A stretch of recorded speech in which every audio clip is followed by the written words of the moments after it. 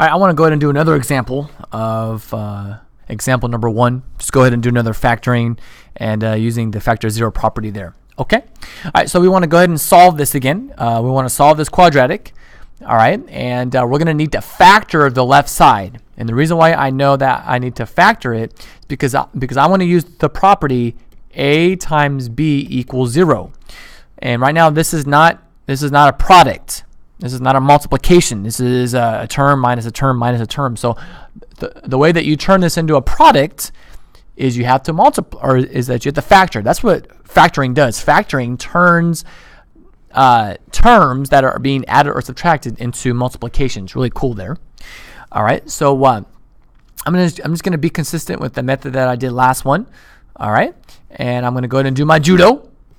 All right, and we're gonna multiply the 3 and the negative 28, and that's gonna go on top. All right, and so let's see, 3 and 28 gives us a negative 84. Okay, and then for the bottom is always the middle number, and I'll just highlight it there to see the relationship. So that negative 5 always goes down here. All right, so those colors are always the same. First term, last term, you multiply, and then the middle term goes on the bottom. So negative 5. Okay, and sometimes it does take a little bit of time to find the two numbers here, but we have to find two numbers that multiply and give us negative 84 and add to get 5. And so it may be helpful to like write out all your multiples of 84, like like divided by 2, divided by 3, divided by 4, just going to keep going there. But 84 is a multiple of 12, so I know 12 and 7 give us 84, and I can make 5 out of 12 and 7. So let's just look at the signs. Let's see, I want this to be a negative 5, so I think I would want that to be a negative 12 then, because negative 12 plus 7 is negative 5, and negative 12 times 7 is a negative 84. All right, so now we rewrite this. So we drop down our 3x squared. Now we're going to rewrite negative 5x as using these two terms now, okay? I rewrite it as negative 12x, and then right here as plus 7x. Okay, see that right there? So I could just write it using those two terms, and that gives us the same middle. It's always going to give us the middle. And then drop down, of course, your 28. All right.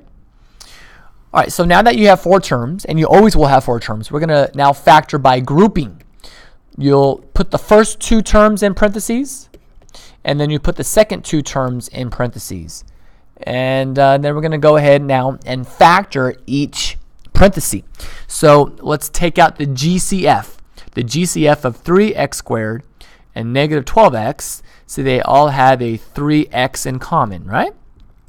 So 3x times what is 3x squared? Well, just x. And then 3x times what is negative 12x? Well, it's a minus 4. Okay. Now, what's the GCF of 7x minus 28? Well, that's just going to be 7, right? So I'm going to factor out a 7. 7 times what is 7x? So I get x. 7 times what is a negative 28? I get minus 4. That should always happen. When you factor by grouping, these two terms will always be the same, which that's always going to be our first factor, x minus 4. And then we have 3x and then plus 7. 3x plus 7. And of course, this all equals 0.